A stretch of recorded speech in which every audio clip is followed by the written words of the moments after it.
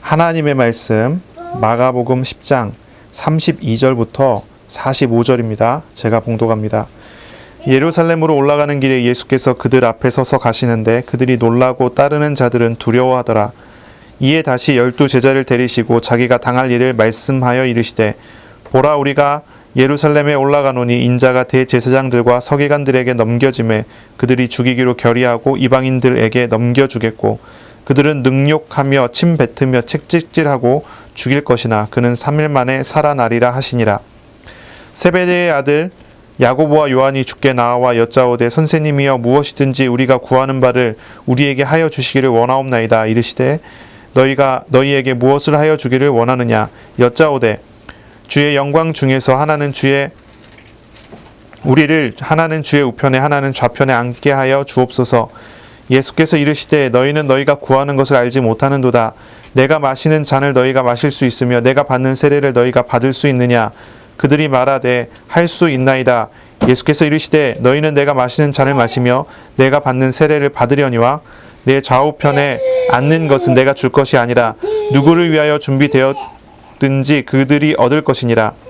10 제자가 듣고 야고보와 요한에 대하여 화를 내거늘 예수께서 불러다가 이르시되 이방인의 집권자들이 그들을 임의로 주관하고 그 고관들이 그들에게 권세를 부리는 줄을 너희가 알거니와 너희 중에는 그렇지 않을지니 너희 중에 누구든지 크고자 하는 자는 너희를 섬기는 자가 되고 너희 중에 누구든지 으뜸이 되고자 하는 자는 모든 사람의 종이 되어야 하리라. 인자가 온 것은 섬김을 받으려 함이 아니라 도리어 섬기려 하고 자기 목숨을 많은 사람의 대속물로 주려 함이니라. 아멘. 오늘 우리에게 주시는 하나님의 말씀은 마가복음 10장 32절부터 45절까지의 말씀입니다. 대속물로 섬기신 예수님이라는 제목으로 우리가 함께 말씀을 나누겠습니다. 우리가 성경을 쭉 읽어가다 보면 여러 가지의 성경에 대한 해석들을 하는 경우들이 있습니다. 그 중에서 이스라엘 사람들에게 그리고 많은 신학자들에게 있어서 많은 영향을 끼친 한 가지의 어떤 이론이 있다면 신명기 사관이라고 하는 겁니다. 역사를 볼 때 신명기의 눈을 가지고 역사를 본다고 하는 그런 말이에요. 성경에 보면은 제일 앞에 있는 5권이 있죠. 창세기, 출애굽기, 레위기, 민수기, 신명기. 이 5권을 율법서라고 해요. 토라라고 부르고 율법서라고 부르는데 이 율법서 중에서도 신명기의 말씀, 이 신명기의 말씀을 가지고 역사를 보고 성경을 해석하고 하는 거예요. 여기에서 중요한 설명은 이것입니다. 신명기 사관이라고 한다면 한마디로 설명하면 이런 거예요. 너희가 순종하면 복받고 불순종하면 저주받는다고 하는 거예요. 그래서 이 신명기 사관을 가지고 있는 사람들은 성경을 읽으면서 순종하면 복받고 불순종하면 저주받는다는 그런 시각으로 성경을 계속 해석해 나갑니다. 특히 이제 사사기라든지 이제 포로 시기가 됐을 때 그것을 가지고 계속 해석해 나가는 거예요. 순종하면 복받고 불순종하면 저주받는다. 하지만 성경을 우리가 자세히 읽어보면 이런 말씀이죠. 순종하면 복받고 불순종하면 저주받는다고 하는 그런 구도가 하나님의 자녀들에게, 하나님의 백성들에게 딱 들어맞지 않는다는 걸 알게 돼요. 많은 사람들이 지금도 교회를 다니고 신앙생활을 한다고 하지만 그런 생각을 갖는 거예요. 순종하면 복받고 불순종하면 저주받는다. 그러니 하나님의 말씀에 순종하고 하나님께 바르게 해야 된다는 거죠. 얼핏 들으면 굉장히 맞는 말처럼 생각이 돼요. 맞는 말처럼 들린다는 거예요. 순종하라고 가르친단 말이죠. 불순종하지 말고 순종하라. 순종하면 복받는다. 그렇죠? 하지만 성경을 가만히 읽어보면 이런 구도가 맞지 않는다는 거예요. 하나님의 택한 백성들에게, 그리고 지금 우리가 현실을 살아가고 있는 하나님의 사람들에게 이런 신명기적인 관점에서, 신명기 사관에서 해석하는 그런 해석들이 맞지 않다고 보여요. 아무리 봐도 성경에 나오는 사람들을 보니까요, 순종하면 정말 복을 받고, 불순종하면 저주받는 게 아니라, 불순종하면 하나님께서 오래 참으시고 또 참으셨다가 기다리시면서 순종하게 만들어갖고 복을 주시더라고요. 여러분, 신앙생활 그렇게 해오지 않았습니까? 저는 제가 제 삶을 이렇게 돌이켜봤을 때 그렇더라고요. 제가 순종할 때마다 하나님께서 큰 복들을 주셨어요. 그런데 제가 불순종할 때는 하나님께서 참으시는 것 같더라고요. 오래 기다리시더라고요. 그리고 결국은 순종하게 만들어갖고 복을 주시더라고요. 여러분 중에 불순종해서 저주받은 사람 있습니까?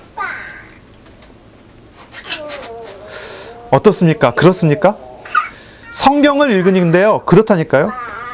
아브라함의 생활을 보세요. 아브라함은요, 처음부터 끝까지 계속 불순종을 합니다. 물론 순종을 하지만 이 아브라함의 선택은 불순종이 우선이었어요. 하나님의 말씀에 불순종했다가 하나님의 말씀 듣고 은혜 받고 순종으로 돌아섰단 말이지요. 그런 생활을 아브라함이 계속했다고요. 야곱의 생활을 보세요. 그랬습니다. 이삭의 생활을 보세요. 그랬지 않습니까? 성경에 나오는 인물들의 생활들을 보세요. 이 사람들이 순종해서 복받은 건 맞습니다. 그런데 불순종해서 저주받은 건 아닙니다. 단순히 순종하고 불순종하는 거 가지고 사람이 이렇게 되고 저렇게 되고 한다는 것이 아니라는 거예요. 이 신명기 사관이라는 것은 단적으로 표현한다면 이렇습니다. 하나님의 인격성을 무시하는 관점인 거예요. 인격적이신 하나님을 인격적이지 않은 비인격적인 어떤 그런 논리로 만들어버리는 거예요. 그래서 성경에 나오는 어떤 하나님의 말씀을 두고서 이걸 순종하면 복받고 불순종하면 저주받는다고 해서 무조건 다 지켜서 행하도록 만드는 거예요. 지난주 우리가 말씀을 나눌 때 어떤 사람이 나왔습니까? 부자 청년 관원이 나왔어요. 그렇죠? 이 부자 청년 관원은 어려서부터 율법을 다 지켜서 행했다고 그랬어요. 자기는 율법을 다 했대요. 율법을 하나도 어기지 않았대요. 그리고 자기는 그랬으니까 영생에 들어갈 만한 사람인데 자기가 아직도 부족한 게 있어요. 영생에 들어가지 못했어요. 이런 생각을 가지고 예수님께 찾아와요. 그래서 예수님께 얘기해요. 선한 선생님이요. 다시 말해서 예수님, 당신은 율법을 다 지켜서 행한 의로우신 분입니다.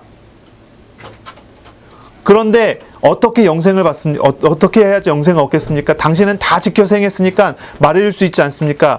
나도 십계명은 다 지켰지만 아직 부족합니다. 뭘 더 지켜야 됩니까? 그걸 질문하는 거예요. 예수님이 그 사람에게 뭐라고 대답하십니까? 이렇게 얘기해요. 너가 지금까지 다 잘했지만 한 가지 부족한데 그 한 가지를 해야 된다는 거예요. 너가 가지고 있는 소유를, 가지고 있는 재물들을 가난한 사람들에게 다 나눠주고 나를 따라와라, 이렇게 얘기를 하세요. 근데 이 부자 청년 관원이 어떻게 합니까? 재물이 많았기 때문에 근심하고 돌아가 버려요. 슬퍼하며 돌아가 버려요. 예수님께서 여기에 이 사람에 대해서 이야기하신 것은 굉장히 중요한 이야기예요. 뭘 이야기합니까? 율법을 지키고 안 지키고가 아니라는 거예요. 율법을 통해서 하나님과의 관계가 맺어져야 돼요. 율법을 통해서 하나님을 알아야 돼요. 인격적이신 하나님과 인격적인 교제가 돼야 돼요. 이 부자 청년 관원은 재물도 가지고 있고 많은 것들을 소유하고 있지만 그것을 통해서 무언가를 쟁취하려고 하지, 순종해서 뭔가를 복을 받으려고 하지, 불순종해갖고 저주 안 받으려고 하지, 이 사람이 순종과 불순종의 그 간격 속에서 하나님과 교제하는 비밀이 없어요. 이 사람에게는 언제나 하나님과 인격적인 교제가 있을 수가 없어요. 그걸 가로막는 것들이 바로 그 사람이 그동안 쌓아왔고 만들어왔던 재물과 노력과 힘과 애씀과 같은 것들이에요. 그러니 예수님께서는 이 사람에게 한 가지 부족한 것을 지적하시는 거예요. 너가 의지해 왔었던 모든 걸 다 내려놓고 나를 따라와라. 하나님을 만나야 된다. 굉장히 중요하지요. 많은 사람들이 신앙생활을 한다고 하는데 비인격적으로 합니다. 율법과 순종의 구도로 신앙생활을 하는 사람들이 있습니다. 이러한 관점들은 기독교 신자들 사이에 많이 파고 들어와 있어요. 이걸 한마디로 우리가 계속 들었던 용어로 사용한다면 율법주의라는 거예요. 율법주의를 넘어서서 우리가 신앙생활하는 데 있어서 신앙생활을 어떤 논리나 공식으로 만들어가는 과정들이 다 그런 식이에요. 신앙생활 자체는 하나님과 만나지고 하나님과 교제가 되고 하나님과 함께하고 하나님과 통하고 하나님이 우실 때 같이 울게 되고 하나님께서 웃으실 때 같이 웃게 되는 것이 신앙생활이어야 되는데 하나님의 마음이 없어요. 하나님의 생각이 없어요. 뭐만 남아 있습니까? 어떤 공식만 남아 있어요. 주일날 나와서 예배를 드려요. 예배를 통해서 뭘 얻습니까? 말씀을 잘 정리해요. 아, 이번 주에 하나님 우리에게 주신 약속이야. 이걸 붙잡고 기도하자. 일주일 내내 기도합니다. 약속을 붙잡고 기도합니다. 그대로 되도록 노력합니다. 애씁니다. 말씀대로 되기를 소원합니다. 말씀대로 되면 감사합니다 하고, 그렇지 않으면 내가 뭘 놓쳤을까 그래요. 되게 신앙생활 열심히 하는 겁니다. 칭찬받을 만합니다. 그런데 한 가지가 없을 수 있어요. 말씀하시는 하나님이 어디에 계십니까?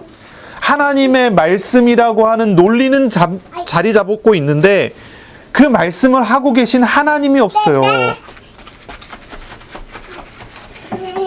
여러분 기도 응답 받으시지요? 여러분이 기도할 때마다 하나님께서 응답하실 겁니다.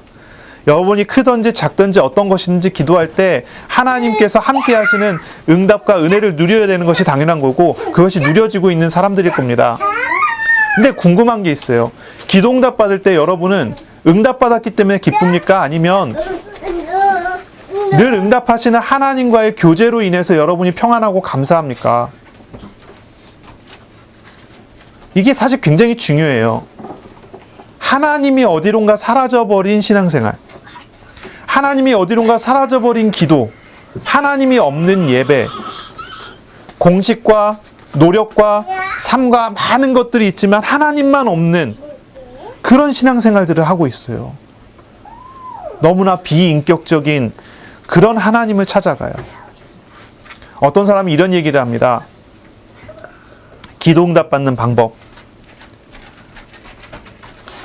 하나님의 말씀의 원리를 따라 하나님이 기뻐하실 만한 것을 가지고 간절한 마음으로 될 때까지 기도한대요. 그럼 기도 응답 받는데요. 맞습니까? 맞아요. 근데요, 여기 한 가지가 빠졌지 않습니까? 하나님과 교제하는 게 없어요.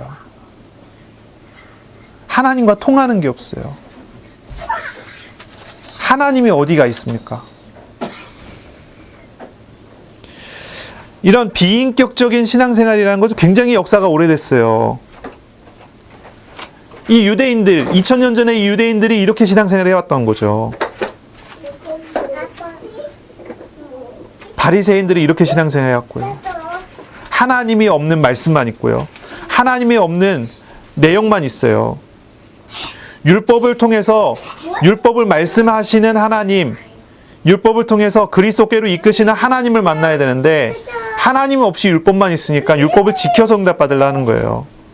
순종하면 복받고 불순종하면 저주받는다는 그런 구도로 자꾸 몰아가는 거예요. 여러분이 성경을 다시 읽어보세요. 어떻습니까? 이스라엘이 우상을 따라가다가 스스로 고난을 당할 때 하나님께서 사사를 보내줘서 구원하게 해요. 그러면 이스라엘이 그걸 보고 회개해요. 이스라엘이 회개했을 때 응답을 주신 게 아니라 하나님의 응답을 주시니까 이스라엘이 깨닫고 회개해요. 그게 성경의 역사에 계속 그 흐름이에요. 하나님이 선지자들을 불러서, 포로기의 선지자를 불러서 미래를 보여주실 때도 그랬어요. 이 사람들이 회개했을 때 하나님께서 이 사람들에게 은혜를 주셨나요? 아니요. 이사야만 해도 그렇습니다. 하나님을 만나고 나니까 이사야가 드디어 하나님을 목도하고 나니까, 눈앞에 하나님을 보고 나니까 아, 내가 죄인이구나 깨달았어요. 하나님의 영광을 보게 하시는 하나님께서 사람을 바꾸는 방법들이 그랬다는 거예요.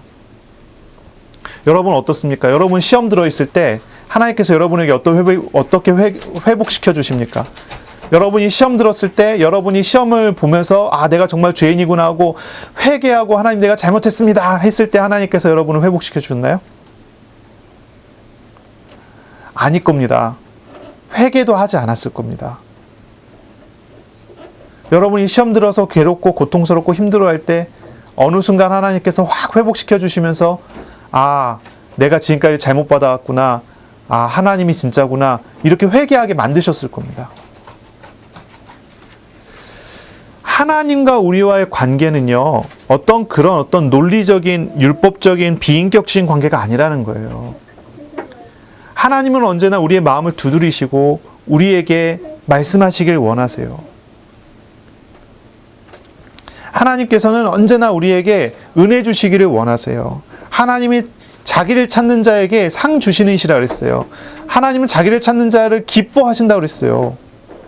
근데 하나님은 찾는 사람이 없어요. 율법을 따라가는 사람은 많지만요. 이런 것을 우리가 생각을 해야 돼요. 이런 것을 우리가 정말로 고민해야 돼요. 신앙생활이라는 것은 비인격적인 어떤 율법과 같은 어떤 법칙에 의해서 이루어지는 게 아니에요. 신앙생활 한다는 것은 예수님을 믿는다는 말이에요. 예수님의 생각과 마음을 나누고 예수님을 따라 살아가는 것이 신앙생활이에요. 나를 사랑하시고 나를 짊어지신 예수님을 의지하면서 살아가는 거예요. 우리가 성경을 통해서 그리고 하나님의 말씀을 통해 설교를 통해 주님께서 말씀해 주시는 것을 듣고 그것을 믿고 말씀하신 대로 함께 하시는 하나님을 의지하면서 살아가는 거예요. 그게 신앙생활이에요. 그때 우리는 하나님의 말씀을 통해서 주님의 마음을 배우고 주님의 생각을 배우고 주님을 닮아가는 삶을 살아갈 수 있게 돼요. 내가 하나님과 함께 할 때 하나님이 나를 어떻게 위하시고 어떻게 동행하시는지 알게 될 때 우리는 그 안에서 평안을 누리고 그 안에서 행복을 누려요.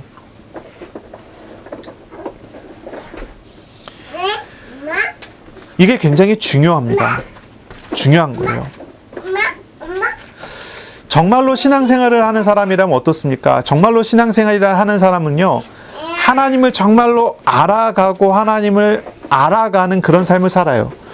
그러면서 동시에 하나님을 알아갈 때마다 아, 내가 참 부족한 존재구나 라는 것을 알게 돼요. 나로서는 참 할 수 없는 것이 많구나. 내가 참 부족한 존재구나. 그런 걸 알게 돼요. 하지만 나로서가 아니라 하나님으로서 되어질 수밖에 없는 하나님의 일들을 경험해 나가게 되는 거죠.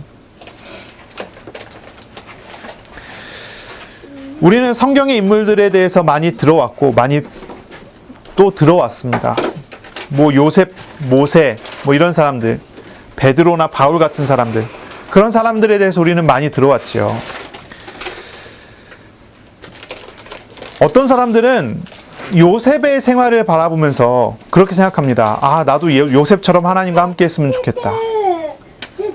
모세를 보면서 그렇게 생각합니다. 아, 나도 모세처럼 저렇게 능력이 있었으면 좋겠다.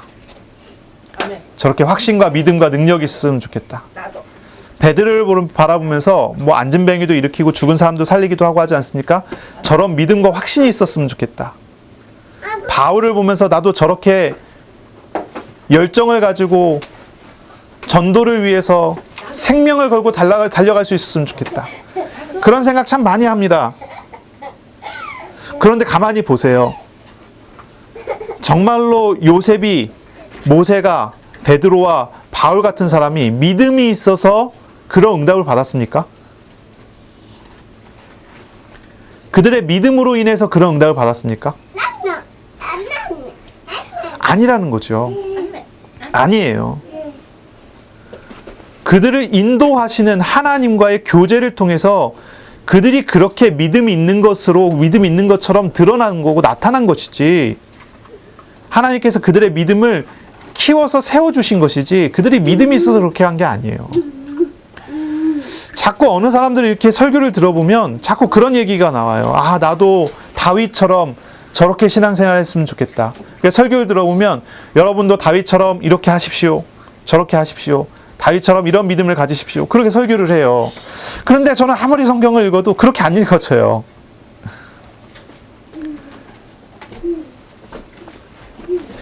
다윗이라는 사람이, 요셉이라는 사람이, 모세라는 사람이 우리와는 다른 믿음의 사람으로 보이십니까? 나하고 다른 존재로 생각하십니까? 아, 그거는 모세니까 가능하죠. 그건 뭐 요셉이니까 가능하죠. 그렇지 않아요. 성경을 가만히 읽어보세요. 우리와 전혀 다를 바가 없는 존재예요. 우리하고 똑같이 죄인들이고, 우리하고 똑같이 육신에 매이고, 우리하고 똑같이 얽매여서 살아가는, 눌려서 살아가는 그런 사람들이에요. 시험만 오면 넘어지고, 시험만 오면 넘어지는 그런 사람들이에요. 우리하고 똑같아요. 그런데 성경을 가만히 읽어보면 무엇이 보입니까? 그들과 우리와 다른 점이 한 가지가 보여요. 저와 그들과 다른 점이 한 가지가 보여요. 아, 그들과 함께하는 하나님을 보게 돼요. 근데 사실 그게 다른 점입니까? 아니잖아요. 그들과 함께 하신 하나님이 우리와 함께 하시지 않습니까? 그들과 동행하시던 하나님이 우리와 함께 하시지 않습니까? 저는 아브라함의 이야기를 쭉 읽을 때마다 위로를 받아요. 아브라함과 같은 사람과 함께 하신 하나님, 나를 지금 함께 하시면서 인도하시는 하나님. 여러분은 성경을 읽을 때 하나님을 발견하십니까? 아니면 사람의 행위를 발견하십니까? 인격적이신 하나님께서 어떻게 함께 해 오셨는지, 어떻게 함께 하시면서 은혜 주시는지 그게 발견되십니까? 아니면 이 사람의 행위, 저 사람의 행위, 그 사람의 행위, 나도 저래야 될 텐데 그렇게 생각이 드십니까?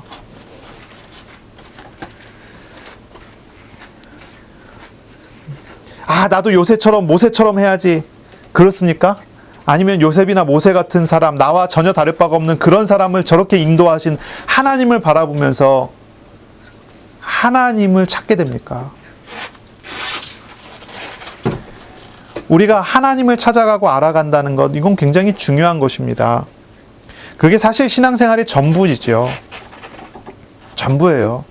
성경적 지식, 성경적 원리를 많이 배워가고 알아간다고 해서 그 사람이 믿음 있는 사람은 아닙니다. 그냥 그런 지식을 많이 가질 뿐이에요.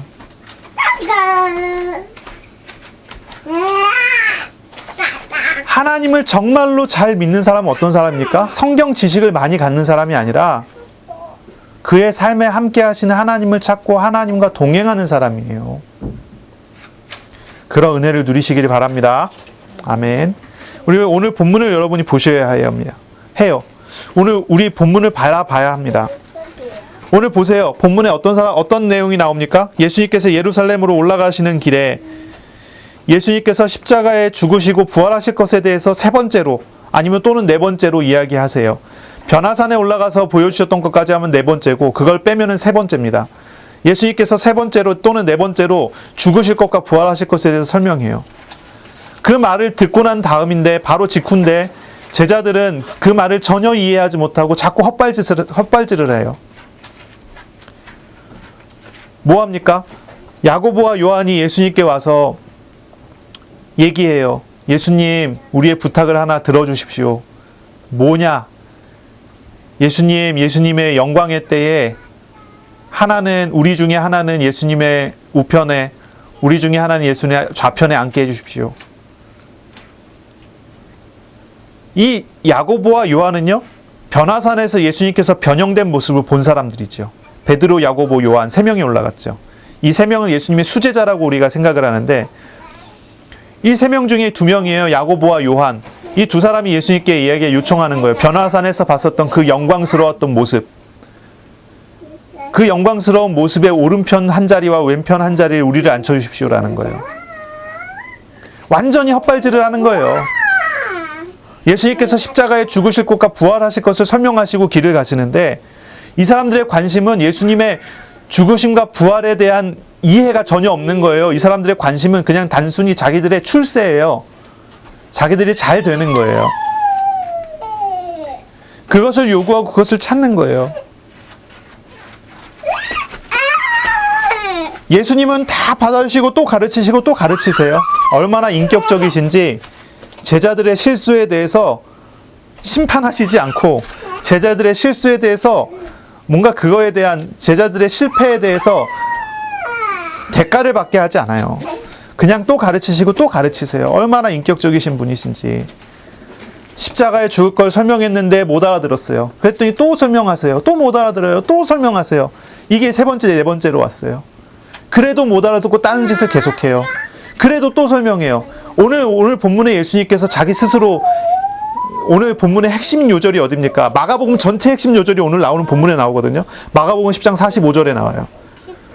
인자가 온 것은, 예수님께서 오신 것은 섬김을 받으려 함이 아니라 도리어 섬기려 하고 자기 목숨을 많은 사람들을 위한 대속물로 주기 위해서 왔다. 대속물이 뭡니까?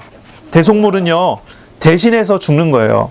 이 대속물이라는 이 단어는요, 이 대속물이라는 단어는 당시에 이제 로마 시대잖아요. 로마 세계에 그냥 익숙한 용어 중에 하나예요. 누군가 전쟁에 져서 포로로 잡혔어요. 죽게 됐어요. 근데 이 사람이 죽으면 안 돼요. 그럼 대신 죽을 사람을 보내서 죗값을 받게 하고 이 사람을 살려요. 이런 식이에요. 대속물이라는 건 그런 개념이에요. 그런데 여기서 이야기하는 대속물은 하나님께 드리는 속죄 제물이라는 뜻이지요. 죗값을 치러야 돼요. 죗값을 물어야 돼요. 하나님께 드리는 속죄 제물로서 들어가요. 예수님께서는 모든 사람의 죄의 짐을 짊어지시고 죽으셔야 돼요. 그것을 위해서 오셨어요. 그래서 죽으셔야 되는 거예요. 죽으시는 길을 가는 거예요. 예루살렘으로 향하는 길을 나서는 거예요. 그러나 어느 누구보다도 앞장서서 나가시는 거예요. 32절에 예루살렘으로 올라가시는 길에 예수께서 그들 앞에 서서 가시는데, 예수님께서 십자가에 죽으실 거예요. 예수님께서 예루살렘으로 가세요. 예루살렘으로 가는 길 자체가 위험해요. 예수님을 싫어해서 미워해서 예수님 죽이려고 모의하던 사람들이 있어요. 고발하고 예수님 어떻게든 잡자 그러는 사람들이 있어요. 그런데 예수님께서 앞장서서 가세요. 그러니 따라가던 제자들은 놀라요. 예수님 안전하게 가셔야 되는데. 그리고 어떤 사람들은 그것을 바라보면서 두려워해요. 예수님이 가시는 길을 보면서 뭔가를 느낀 거죠. 예수님께서 십자가에 죽으시기 오셨고 그건 아주 적극적으로 능동적으로 가시는 길이에요. 그것이 우리를 살리는 길이고 사람을 살리는 길이기 때문에 그래요. 그런데 그 길을 가는데 아무도 알아보지 못하고 알아듣지를 못해요. 예수님께서 오늘 본문에 아주 핵심적이고 중요한 메시지를 대속물이라는 단어를 사용해서 이야기하시지만 그 말을 알아들은 제자가 없어요. 그냥 듣고 기억만 하지 알아듣지를 못해요. 이걸 언제 알아듣습니까? 예수님께서 죽으시고 부활하심으로 그때야 비로소 대속물이라는 게 이런 것이구나. 부활하신 예수님을 만나서 하나님의 성령을 만났을 때 제자들은 비로소 예수님께 하셨던 말씀이 무슨 말이구나. 전혀 알아듣지 못하고 알아듣지 못하는데 얼마나 예수님 답답하셨을까요? 생각해 보세요. 여러분 벽을 바라보면서 이야기한다는 그런 느낌 아십니까? 사람을 만나서 대화를 하는데 내가 하는 말을 하나도 수용하지 않아요. 하나도 받아들이지 않아요. 그냥 철벽을 쳤어요. 내가 무슨 말을 해도 그냥 콧방귀 껴요. 이해하려고 들지 않고 받아들이려고 하지 않아요. 아주 적극적으로. 이게 제자들이었어요. 예수님 아주 외로우세요. 어느 정도냐? 이렇게 얘기하세요. 여우도 굴이 있고. 그렇죠? 그런데 예수님께서는 인자는 머리 둘 곳이 없구나. 아무도 예수님을 이해하지 않아요. 아무도 예수님을 받아들이지 않아요. 어떤 사람도 인간적으로도 어떤 방식으로도 예수님의 말씀을 들으면서 받아들이지 않아요. 완전히 철벽을 쳤어요. 예수님께서 아주 자세히 설명하지 않습니까? 아주 자세히 설명해요. 어느 정도로 자세히 설명하냐? 이렇게 자세히 설명했어요. 보라, 우리가 예루살렘에 올라가는 33절입니다. 인자가 대제사장들과 서기관들에게 넘겨짐에 그들이 죽이기로 결의하고 이방인들에게 넘겨주겠고, 로마 사람들에게 넘겨줘요. 그들이 능욕하며 침뱉으며 채찍질하고 죽일 것이나 그는 3일 만에 살아나리라. 얼마나 자세합니까? 얼마나 세밀합니까? 얼마나 완전합니까? 바로 이대로 됐잖아요. 예수님께서 이거를 이야기하고 또 이야기하고 또 이야기하고 또 이야기합니다. 그 죽음의 의미에 대해서, 죽음의 내용에 대해서, 죽음의 실상에 대해서, 그리고 부활에 대해서 그것이 무엇 때문에 이루어지는지, 누구 때문에 이루어지는지, 어떤 것 때문에 이루어지는지, 이게 일어나지 않으면 안 되는 이유가 무엇인지. 근데 이 말을 듣자마자 예수님을 가장 잘 따르고 예수님의 가장 가까이 있는 사람 중에 3명이 예수님께 나와서 이야기하기를, 고난은 전혀 생각하지도 않고요, 고난은 전혀 기억하지도 않고요, 그 변화산에 있었던 그 영광을 생각하면서 주님 우편에 앉게 해주십시오, 왜 좌편에 앉게 해주십시오. 마태복음에 보니까 야고보와 요한만 예수님께 나간 게 아니고요, 야고보와 요한의 어머니인 누굽니까? 야고보와 요한의 어머니인 살로메와 함께 예수님께 갔다 그래요. 이 살로메는 마리아의 누이예요. 그러니까 다시 말하면요, 살로메는 예수님의 이모쯤 되겠죠. 그러면 야고보 요한은 예수님의 이종사촌쯤 돼요. 이 살로메라는 여자는요, 복음서 마지막까지 이렇게 쭉 보게 되면요, 아주 가까워요. 예수님께서 십자가에 죽으실 때 제자들은 다 도망갔지만 여자들 몇 명이 예수님 앞에 있었잖아요. 그 중에 한 명이에요. 끝까지 예수님을 따라다니고 예수님을 위해서 봉사를 했던 사람이에요. 그리고 예수님이 가장 사랑했던 제자 3명이 있는데, 베드로, 야고보, 요한. 이 야고보, 요한이 여기 나오죠. 그러니 다시 생각해 보면요, 베드로를 제외하면 가장 예수님을 잘 알고 가장 예수님과 인격적으로 가깝고 가장 예수님을 잘 이해해야 되는 사람들이에요. 그런데 이 사람들이 뭐라고 해요? 고난은 생각하지도 않고요, 영광만 있어요. 지들이 무슨 말을 죄송합니다. 자기들이 무슨 말을 하는지도 몰라요. 그러면서 이야기를 하는 거예요. 아무도 이해하지 못하고 아무도 알지 못하는데 예수님은 그래도 이야기하고 또 인내하고 이야기하고 또 설명하고 또 설명합니다.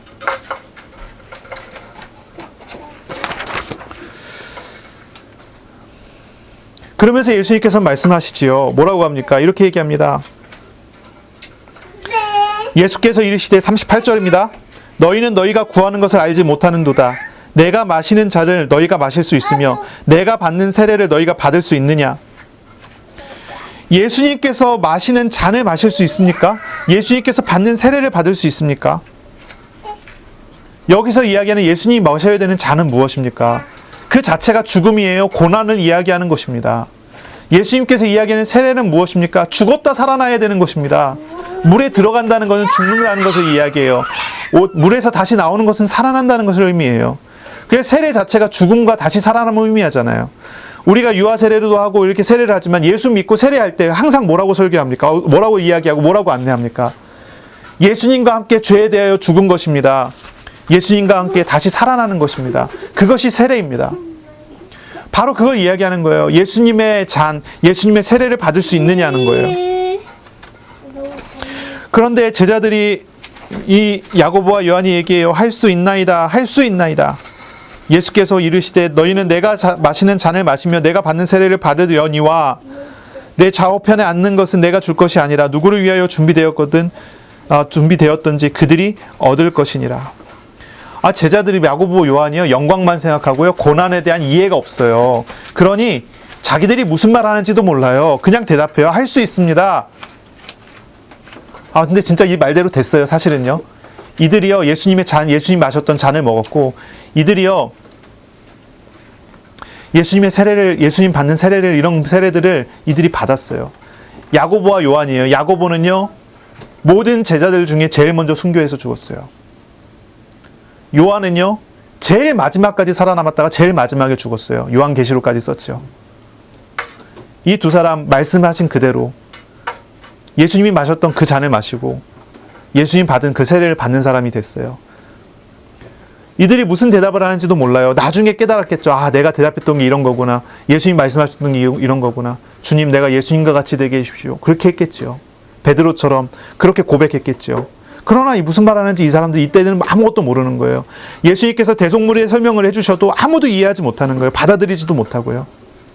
그러나 인격적이신 우리 주님께서 사랑하는 그 제자들에게 끝까지 인내하시고 세우시고 만들어 가시고 결국은 어떻게 합니까?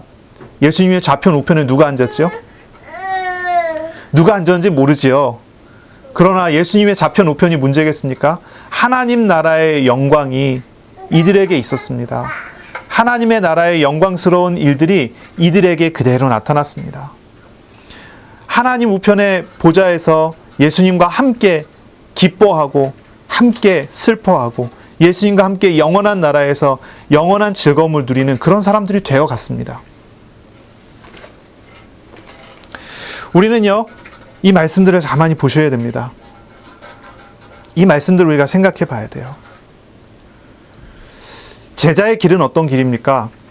고난의 길입니다. 맞아요. 그러나 그냥 고난의 길이 아니죠. 이 제자의 길은요, 영광의 길입니다. 영광과 고난이 같이 있어요. 고난이라고 하는 것은 죄에 대하여 우리가 죽어야 하는 것이기 때문에 고난입니다. 영광이라고 하는 것은 하나님의 나라, 그 나라 속에서 하나님의 다스림과 통치 속에서 살아가기 때문에 우리는 천국을 누리는 영광을 보게 되는 것입니다.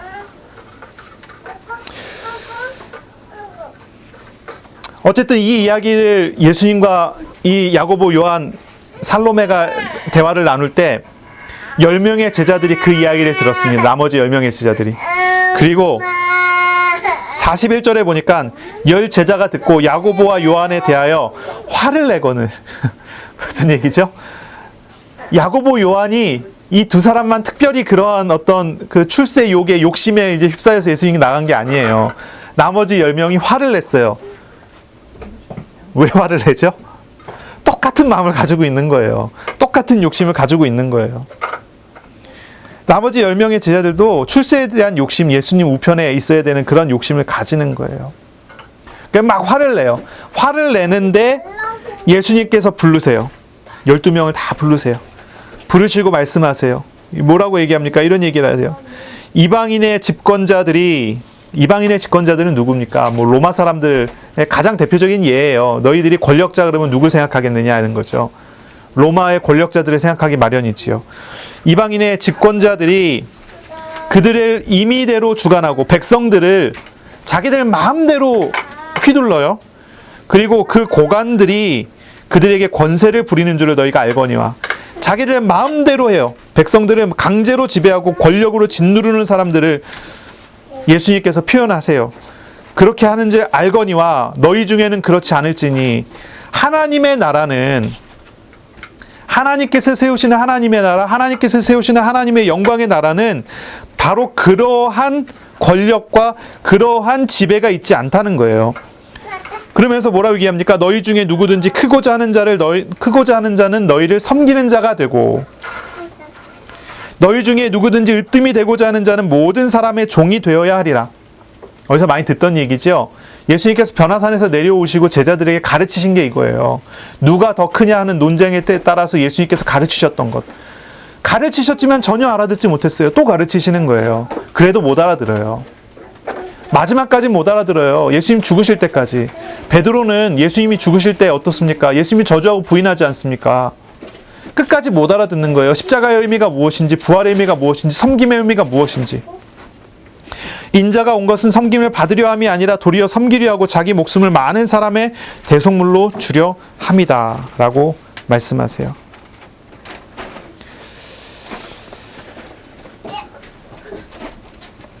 예수님께서는 힘과 권위로 다스릴 게 아니라 오히려 사람들의 짐을 대신 짊어지는 그런 방식으로 사람들을 섬겨야 하고 다스려야 된다고 이야기를 하는 거예요. 하나님의 섬김의 방식은 그렇습니다. 하나님의 나라는 무엇입니까? 뭐 우리가 장소로서 천국에 가는 하나님의 나라 생각하지요. 하지만 이 땅에서 이루어진 하나님 나라는 무엇입니까? 이 땅에 이루어진 하나님의 나라. 우리의 마음에 임하는 하나님의 다스리는 곳이 하나님의 나라라고 그랬어요. 하나님의 나라에 두 가지 개념이 있어요. 장소가 있어요. 그 어디예요? 죽어서 가는 곳. 또 하나님 나라는요, 통치라는 개념이 있어요. 하나님 다스리는 곳은 다 하나님 나라예요. 그래서 이미와 아직 사이에 있다고 그렇게 표현을 해요. 하나님 나라는 우리에게 이미 임했어요. 하나님 다스리시니까. 그러나 아직 완성되지 않았어요. 완성은 언제 됩니까? 우리가 죽어서 그 나라의 그 장소에 가게 될 때 완성이라는 단어를 쓰는 거예요. 어쨌든 그 하나님의 나라예요. 그 하나님의 나라의 통치 방식은 그래요. 하나님이 다스리세요. 근데 어떻게 다스리시냐? 순종하면 복받고 불순종하면 저주하는 식으로 다스리십니까? 그렇지 않아요. 하나님의 섬김으로 다스리세요. 내가 할 수 없는 것을 짊어지시고 오래 참고 기다리시고 또 기다리시는 거예요. 내가 죄를 짓고 내가 우상을 따라하고 있을 때 내 마음에 하나님 나라가 있는데도 내가 죄를 짓고 우상을 따라간답니다. 말이에요. 그럼 어떻게 합니까? 하나님 오래 참고 기다리세요. 또 기다리세요. 또 참아주시고 막아주시고 기다리세요. 감당치 못할 것은 허락하지 않고 감당할 것까지만 허락하시고 시험을 당할 때쯤에는 피할 길을 내세요. 그러나 그 속에서 그 시험을 통해서 그 허락하시는 그 시험의 내용을 통해서 분명한 걸 알게 하세요. 하나님의 나라, 하나님의 통치, 하나님의 영광, 하나님의 사랑. 하나님께서 어떻게 함께 하실지, 어떻게 동행하시는지, 나를 어떻게 사랑하셔서 나를 어떻게 위하시는지. 놀라운 일들이지요. 하나님의 나라를 다스리시는 하나님의 방법은 그렇게 나타났고 그렇게 주어졌다는 것이죠. 그러니 예수님께서는 그 섬김에 대해 설명하시고 그 섬김에 대해서 가르치셔요. 제자들에게 바로 그 섬김에 대해서 가르치세요. 예수님께서 대속물이 되는 것과 같은 거예요. 너희들이 으뜸이 되고자 한다면, 다스리는 자가 되고 예수님의 우편 보좌에 앉고 하나님의 영광에 참여하는 자가 되기 원한다면 군림하고 통치하고 군림하고 강제로 그렇게 다스리는 사람이 아니라 섬기는 사람, 종이 되는 사람이 되라는 거예요. 하지만 예수님 가르침 섬김이라는 것이 단순히 종이 되라는 얘기는 아니에요. 분명한 목적을 갖고 나가야 돼요. 어떤 목적을 갖고 종이 돼야 합니까? 예수님께서 그냥 의미 없이 쓸데없이 마음도 담지 않고 그냥 무조건 섬겼습니까? 아니에요. 목적이 있어요. 무슨 목적입니까? 하나님의 뜻을 이루는 목적을 가지고 섬겨야 돼요. 하나님의 뜻을 이루는 목적을 가지고 섬기는 것. 그게 섬김이에요. 그게 높아지는 것입니다. 그게 하나님의 영광의 자리에 서는 것입니다. 하나님의 영광을 누리는 것입니다. 하나님의 목적과 상관없이, 하나님의 뜻과 상관없이 무조건 섬겨라. 그 얘기가 아니에요. 그런 뜻이 아니에요.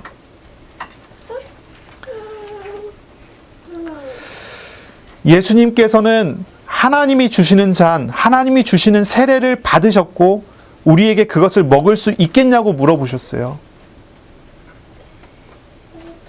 하나님의 뜻에 따라 하나님께서 주시는 것을 따라가는 것이 섬김입니다. 주님께서 가르치는 섬김이란 무엇입니까? 또 한 가지 우리가 생각한다면 대속물로서의 섬김. 죄와 우상에 대하여 자유하게 하는 섬김이 돼야 돼요. 말이 조금 어렵죠? 대속물로서의 섬김을 가져야 돼요. 예수님께서는 고난을 받으심으로써 모든 얽매인 자를 자유하게 하는 대속의 결과를 낳으셨죠.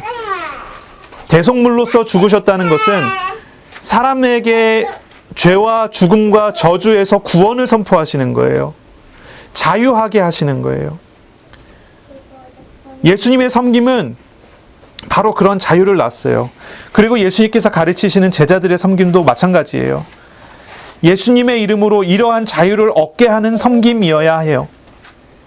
다른 사람을 돕고, 다른 사람을 위해서 기도하고, 다른 사람을 위해서 우리가 일을 하는 것은 하나님의 뜻을 이루기 위한 것이어야 되고, 그들을 모든 죄와 저주와 우상에서 자유하게 하는 그런 목적을 가지고 해야 된다는 것이지요.